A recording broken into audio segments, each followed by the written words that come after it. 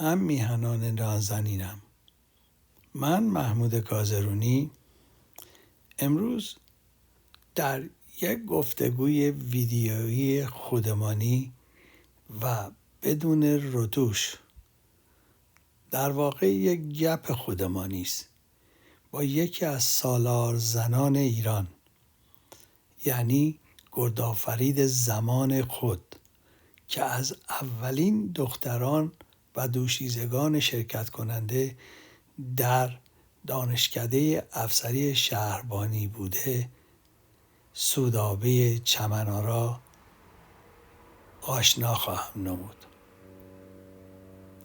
اما قبل از شنیدن این گفتگو و دیدن این ویدیو، شما را دعوت می نمایم به ویدیویی از عملیات پرش این گردآفرید زمان، یعنی بانو چمن‌آرا، در استادیوم 100,000 نفری آریامر در روز افتتاح و پرشی که از روی 25 دختر پلیس خوابیده در چمن پرش موفقیت آمیزی را انجام داد که باعث حیرت همگان و تشویق تماشاچیان بود، خواهم نشاند.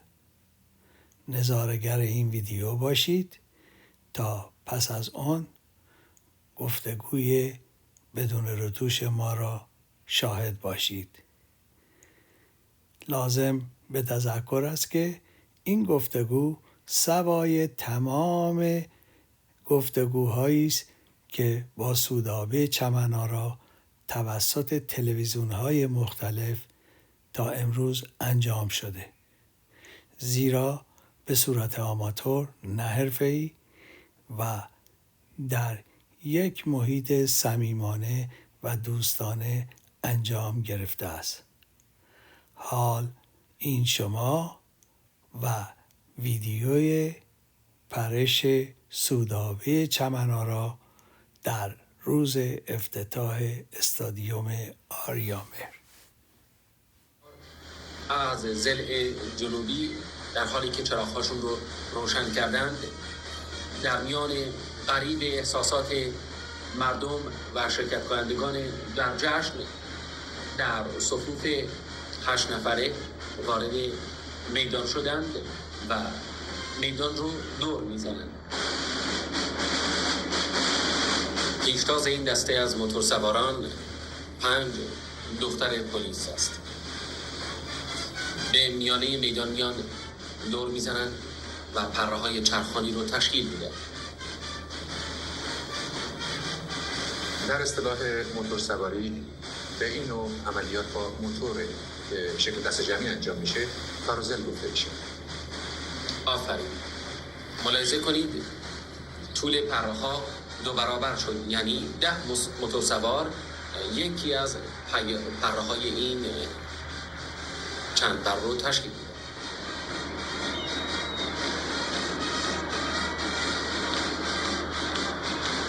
در همین لحظه 2 موتورسوار وارد زمین میشه و اضافه میشه به موتورسوارانی که در حرکت هستند.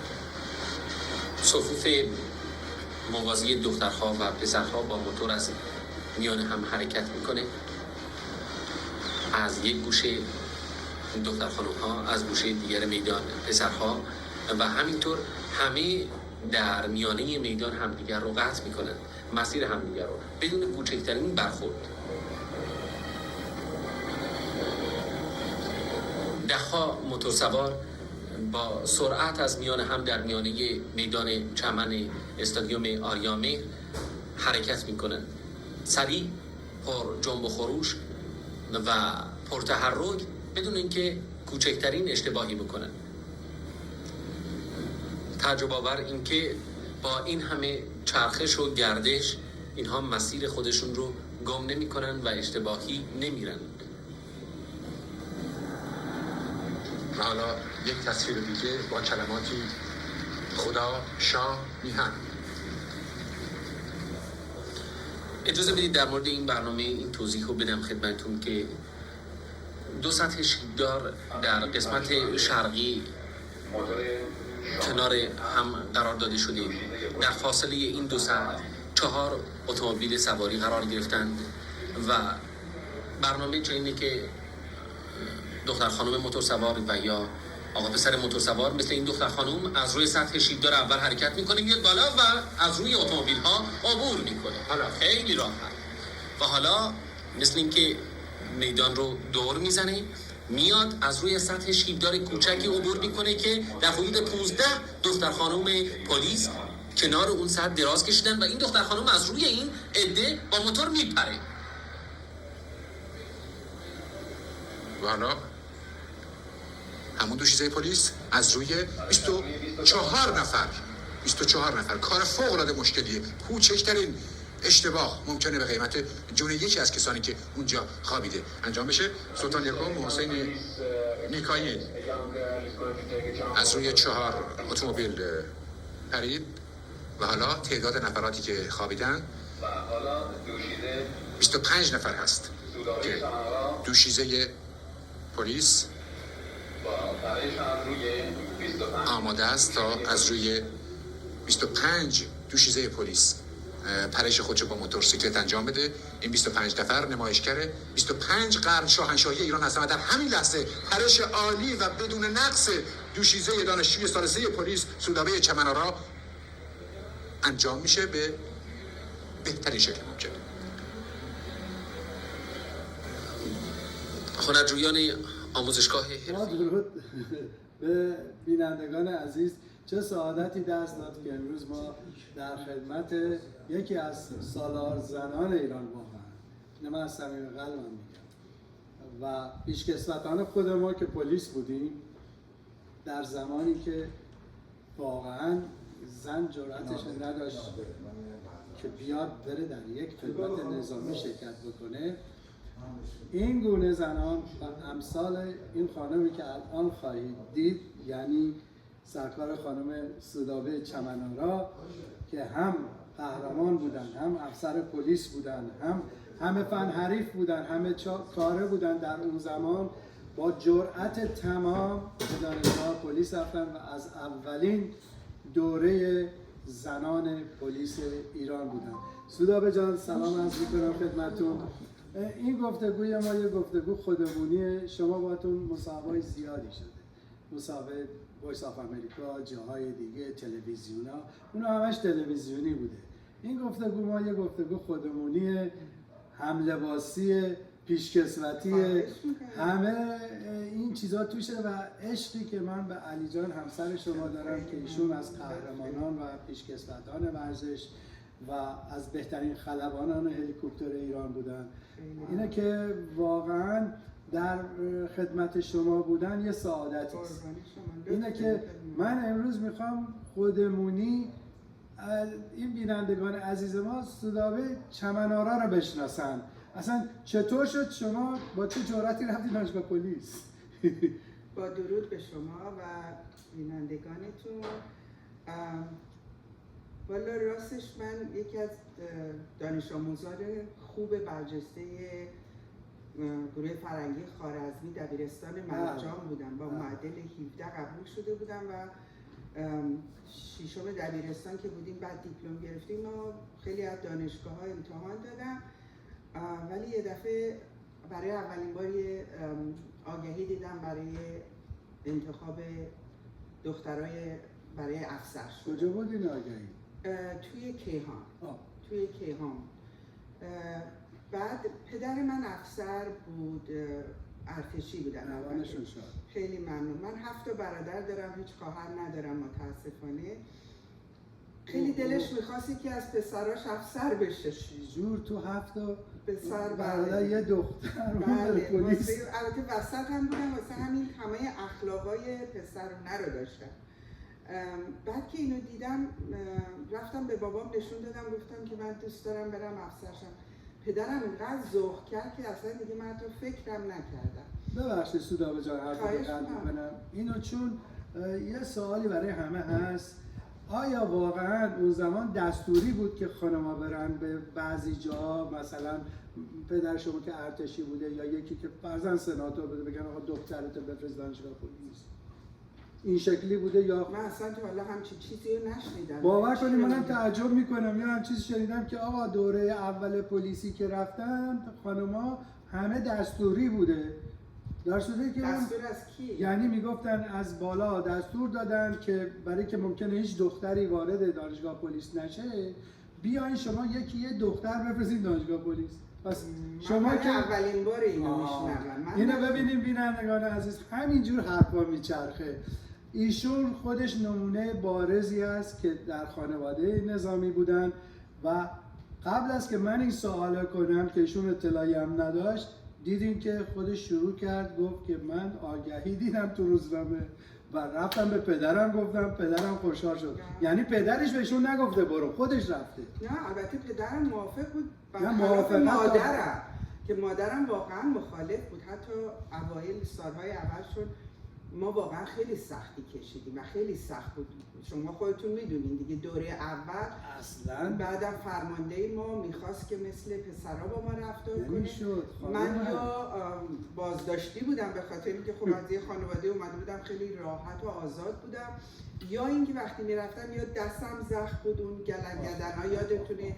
من حتی یه دفعه تو تیراندازی برگه من بلد نبودم چش چپمو ببندم، هنوزم مشکل دارم. من چش راستم رو بستم حواسم نبود، میدونین اون برنامه اون سنگینی گلنگدن اومد از اینجا تا اینجا پاره کرد. بله همون لگدش. حالا شدم که زخم شد چی لب من از وسط دو نصف شده بود که من وقتی رفتم خونه مادرم خب کرموشایی میزد تو سینه‌ش رو میگفت تنها دخترم مگه چی احتیاج بود. یعنی خیلی مسئله داشتم با خانواده و از طرف مادرم. تحصیلی تو خوارزمی دقیقاً بهترین دانشگاه ها رو میتونسته بری واقعا. مخصوصا سال اول که خب راستش هم بگم خیلی پیش اومد. ما 57 نفر فارغ التحصیل شدیم ولی خب خیلی دختر اومده بود، ولی همینجور هر وقت یکیشون بله دقیقاً میرفتن و خود منم چند دفعه پیش اومد چون من برادرم همه امریکا بودن و هی بابام میگفت اگه ناراحتی همین فردا میفرستم. نمیخوام بگم روی علاقه ولی روی اون حس لجبازی و غرور اسمشو خواستم نیارم ولی که نه مگه من چیم از پسر کمتره چرا نمونم. یعنی واقعا سال اول یکی از سخت‌ترین برادرات قضیه ثابت. آره یا شاید به تمام دخترای دیگه و دخترها بیاموزیم که ببین ما هیچ فرقی نداریم. البته این که میگم هیچ فرقی نداریم بعدها ثابت میشه خب ماها از نظر فیزیکی فرق داریم و اینو آدم باید قبول داشته باشه و بدونیم و حقیقت شماها به خصوص دوره های اول بله دوره اول دختران پلیس تا اونجایی که من خودم تحقیق کردم شناختم فشاری رو که شما آوردن اولا فرمانده ها نمیدونستن که بابا اینا دخترن نمیتونن هم پای پسرها اون کارا رو بکنن. همین حرفی که الان خود شما میزنید بله خیلی سخت بود خیلی سخت بود چون خب میدونین دخترها هر چقدر بخوایم بگیم که مثلا مثل پسران بالاخره بدنشونه پریوداشون زمان اونجا که من میدونم شماها هیچ برنامه آموزشیتون متفاوت با پسرها نبود اصلا بوده. راستش سخت‌ترم بود برای اینکه می‌خواستن رو پسرها رو کم کنن و ببینید دخترها چجوری. دقیقاً و اینکه البته خیلی از پسرای همدوره ما نمیدیدن که ما چقدر سختی میکشیم چون متاسفانه آموزشگاه ما یه خورده جدا از پسرها بود ولی فرمانده هامون میخواستن که ثابت کنن دخترها مثل پسرها. ولی فرمانده های شما به نظر من به نظر شخص من البته شاید هم درست نباشه شما بهتر میتونید نظر بدید فرمانده های شما این تشخیص رو نداشتن که شماها دخترین باید یه ذره ملایم‌تر با شما برخورد کنه. خیلی من فکر کنم همون حالت خشن و نظامیگری رو البته الان اگر بخوایم فکر کنیم حرف شما درسته ولی اگر اونا اون کارا رو نکرده بودن شاید من اینجا نبودم برای که من سختی‌هایی که بعداً زندگی کشیدم واقعاً به اون دوران مدیونم. یعنی ساختن شما دقیقاً برای اینکه مخصوصاً فکر می‌کنم دخترایی مثل من علتی که الان شما در آمریکا یا همچه کشوری تشریف میاریم و اینقدر موفقین مایه‌شو اونجا ساختن. من اینطور فکر می‌کنم. حالا کاملا درسته. امریکا که خب راحت برای خیلی‌ها مهد آزادی و کار پیدا کردن و موفقیته، ولی من چون تنها با 2 تا بچه از ایران خارج شدم بدون علی و 2 سال طول کشید اون بیاد، خیلی از زنها که میشناسم حتی مردایی هم که تنها اومدن نتونستن. صدابه جان اصلا باور کنین کسی در اون شرایطی که شماها اومدین مرداش زیرش خیلی عذر میخوام این کلمه میگم میزاییدن که بتونن بیان همچه کاری رو وزن سنگینی رو بردارن. خیلی مهم بوده. درسته اینجا کار آزاده شما ببین این همه آدم هست، این همه خانم هست که موفق نشدن. بله ولی فرقش این بود که من اروپا بودم. اروپا یه خورده موقعیت بدتر از اینجاست. به هر حال شما تونستین با اون چیزی که در جوهرتون بوده و ساخته شدین استقامت کنین، بیاین و خودتون رو به امروز برسونین. بله من فکر کنم من شخصا مدیون اون دورانم. من وقتی با هم دوره هم میشنم میبینم واقعا همشون موفق، واقعا ولی همه سختی‌هایی کشیدن. علتش همون سختی‌ها بود. تونستن مقاومت کنن. من هدفم همین جنبه گفتار شماست که برای همین درست فرمانده هامون دانش زن و مرد رو نداشتن از نظر بدنی و اشکالاتی زن، ولی خب شاید اون سختی‌ها برای ما راهچاره آینده بوده. حالا صدابه جان یه سوال دیگه، من چون بعضی وقتا سرچ میکنم روی یوتیوب و این ور اون ور میبینم فیلم‌های اون زمان بخصوص 4 آبان و اینا رو میبینم، اون صحنه موتورسواری که شما رو میبینم واقعا من به شخص افتخار میکنم. خیلی ممنون. شما چی جور علاقه‌مند شدین این کارا رو سختی؟ ما هممون باید انجام میدادیم. ما همه دانشجوی 57 نفره. ولی اون پرش رو شما انجام دادید. بله، انتخاب کردن، نه از نظر اینکه مثلا اولا که ما چند نفر بودیم، ولی خب متاسفانه برای اون برنامه اون دانشجوی پرش افتاد. خانم افسر یوسفی بودن با من هم دوره عزیز منم. ما 2 تا بنا بود پرش انجام بدیم، ولی خب ایشون حادثه پیش اومد نتونستن. ما اولین دوره‌ای بودیم که از خارج برامون مربی آوردن برای اون کار و ما رو طوری تعیین دادن که خب ما اینقدر راحت بود که واقعا راحت بود براتون؟ خیلی راحت بود راستش. ما از بیرون نگاه میکنیم خیلی این کار سخته. من خودم الان میبینم من راستش این فیلم ها رو نداشتم. من بودم. نه اصلا الان که دیگه فکر میکنم انجام بدم با این هیکل. یکی از دلایلش نه سبکی وزن و اینکه ما اینقدر ورزش میکردیم. غرور جوانیتون. بله ولی ما پرشی که انجام میدادیم خب حادثه جویی جوانی. هیچ ترسی نداشتیم؟ من اصلا یادم نمیاد ترسیده باشم. باور کنید. این همه جانم گفتی بیافتم روی یکیش؟ نه آخه برای اینکه ما قبلش میپریدیم اندازه میگرفتم. اونقدری که ما از روی اون 25 نفر من پریدم، من میتونستم از روی 40 نفر راحت بپرم. اون نفر آخر دیده بود که چقدر فاصله داره. البته اون شجاعت انجام داد. اون خیلی جیگه شد. بله هنوزم بهش میگم خانم عمانی بود و همیشه میگم تا آخرین نفر چجوری جرأت کردن. آخه من میدونستم تو بیشتر میپری. به کار شما اطمینان. بله بعدم خب ماها اگه نمیدونم دیده باشه البته متاسفانه فیلماش نیست، ما خیلی پیرامید انجام میدادیم. پیرامید روی اون چیزایی که میومدید تو هم دیگه رد اون یکی از سخت‌تر از پرش سخت‌تره. سخت بود. شما نمیدونید موتور سوار باشین تا بدونین این کار چقدر من اتفاقا مربی موتورسواری بودم. برای این دلیل من دارم. من مربی موتورسواری کل پلیسا بودم. میخ بین 2 تا میخ ما باید رد میشد. یعنی کسی که بتونه از اون 2 تا رد شه و تصادف نکنه به هم نخوره خب خیلی کار مهمی کرده.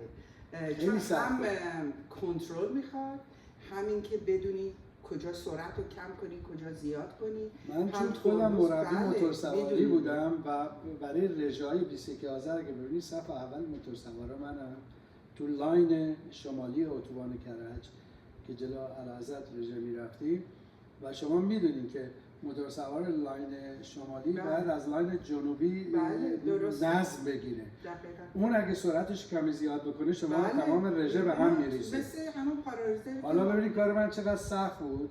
این وریش برادر سرلشکر پاسدار بود، آقای هوشمند پاسدار که رئیس اردونانس پلیس را بود میرفت.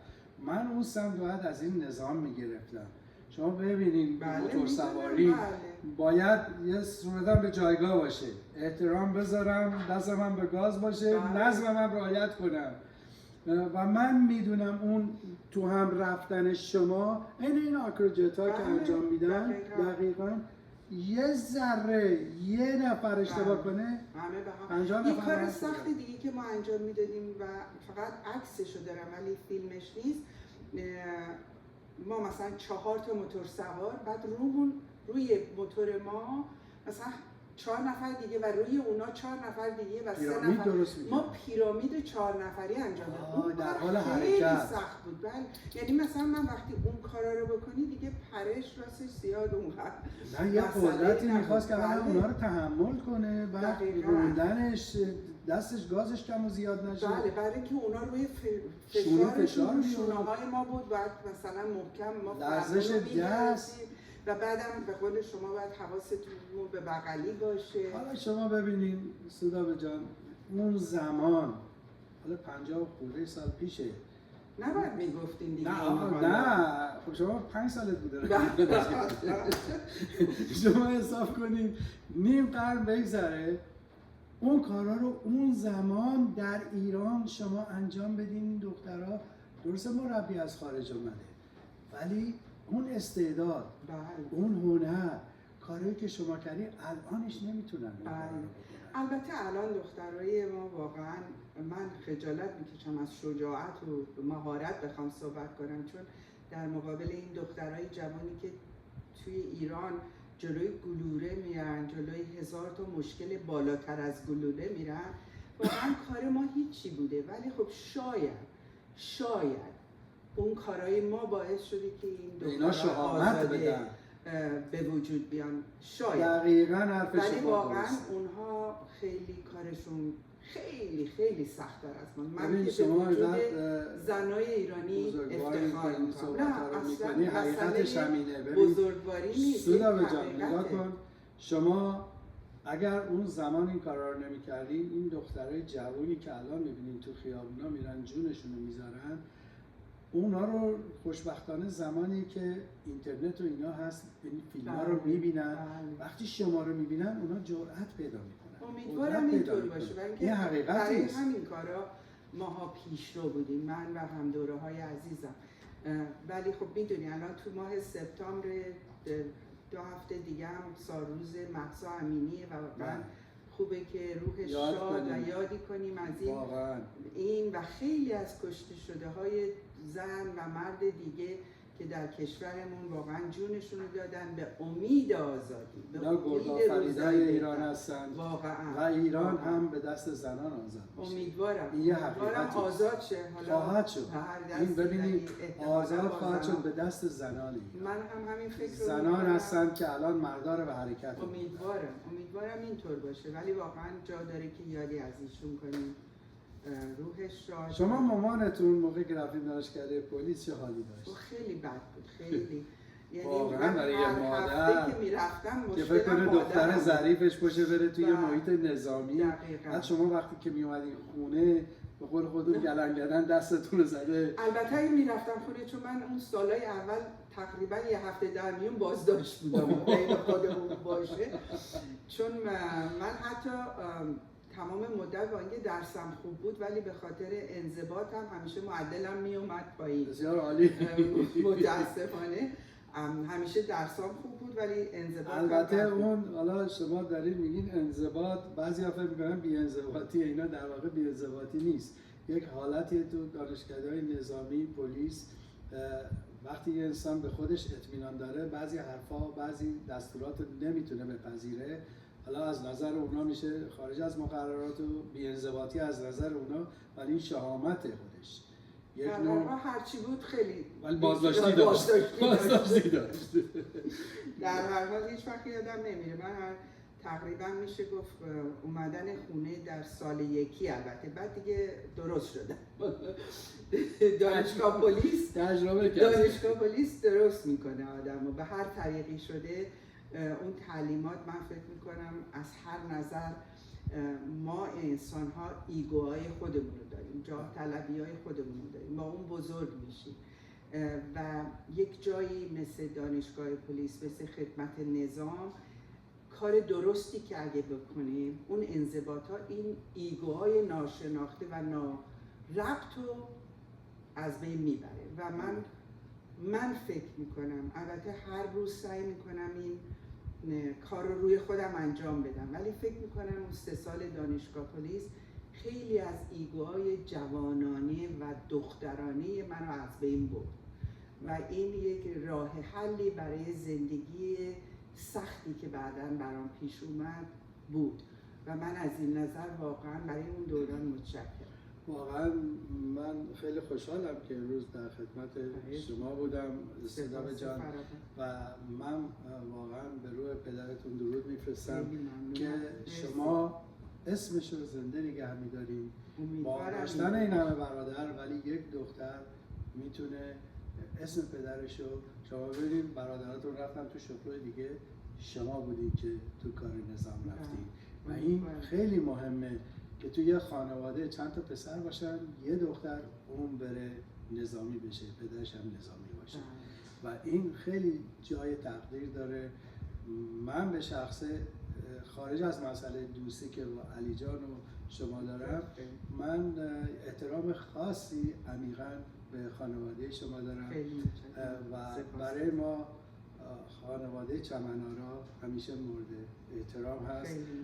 ضمناً پروفسور نعمتی به شما خیلی سلام رسید. خیلی ممنون. اینا من بگم که اگه دید نگه چرا نگفتی، شما ضبط سلام شده. خدمتشون.